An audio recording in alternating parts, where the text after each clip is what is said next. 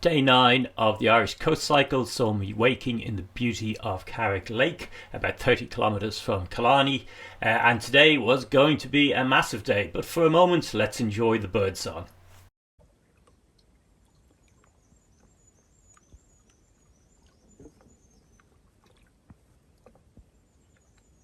The lake's quite a beautiful spot to wake up, and that early in the morning you're going to have it to yourself. You might get an early morning dog walker, and I spent about an hour or so basically just sitting here and watching the skies brighten. And then I cleaned up very carefully. Here's the spot I was camping. You'd hardly know I was there apart from the flattened grass. Then it was off to pick up breakfast in a hotel about 20 kilometres away, and then I cycled down to Rossbeigh beach.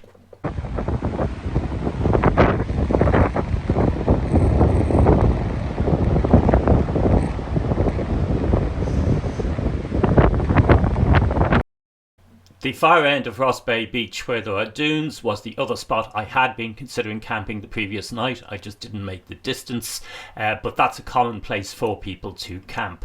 And then it was onto some very, very quiet back roads past an old IRA memorial. There's quite a few of these that you'll notice in my trips around. And then back onto the main road that held down towards Cahersiveen. Now this is one of these sections of main roads that you can't avoid sections of it. It's quite unpleasantly fast, but you know, you're just going to have to grit your teeth and do it. Nearer Cahersiveen, you're on back roads again, so you come to Cahersiveen, in fact, from the other side to the way most people would arrive, crossing the bridge where the castle is, and a view upstream to what I think is the old railway bridge.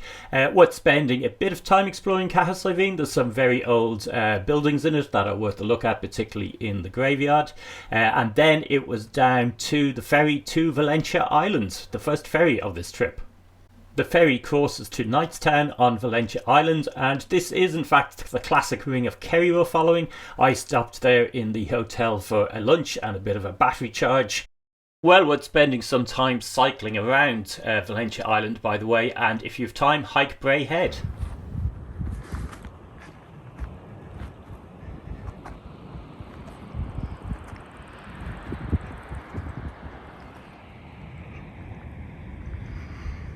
But I was taking the bridge to Portmagee, and a bit of a shock.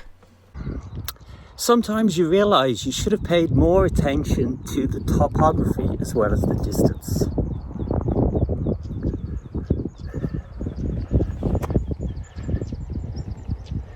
Because that's quite a hill. Unsuspecting me didn't realise after covering quite a distance I was going up the Kerry Cliffs are common a spec, one of the highest and hardest climbs in all of Ireland, and let me tell you, I really felt every single metre of that 700 plus metre ascent. Once you're over the top, you get the first of many views over the next few days of the Skelligs, and I was in fact to visit the Skelligs, so here's the view looking back from there. At the bottom, one camping option would be to branch off to Ballinaskelligs. I've done that on other trips and it's quite nice, but today I was heading for Waterville, a pint stop, recharging the batteries, and then out of Waterville as the evening was coming.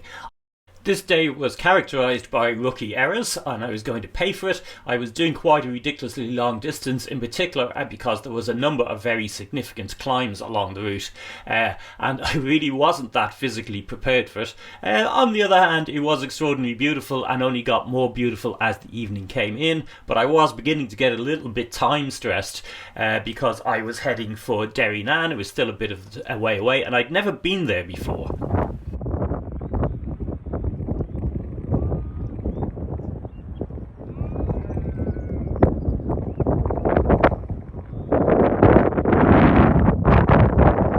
Anyway, one more set of climbs and then a long descent down to Derrynane, and at least it was all downhill for that last 10 kilometres or so.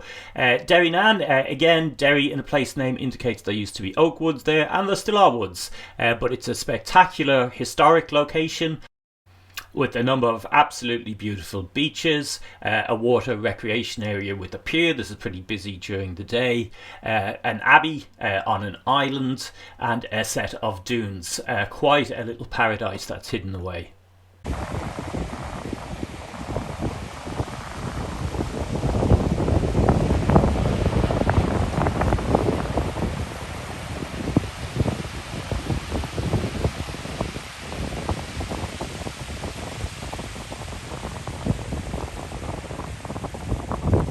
I was by then in a state of total physical and, as I'd find out later, mental exhaustion, but I had got a bottle of wine, so I had some glasses of wine watching the beach and then watching the sunset, and then towards dusk got the tent up for a dusk to dawn stealth camp. In a later video I'll talk about issues with wild camping at this particular spot. But for now, if you're enjoying this journey, be sure to follow the channel, and please do give me a thumbs up on this particular video so it gets out to more people.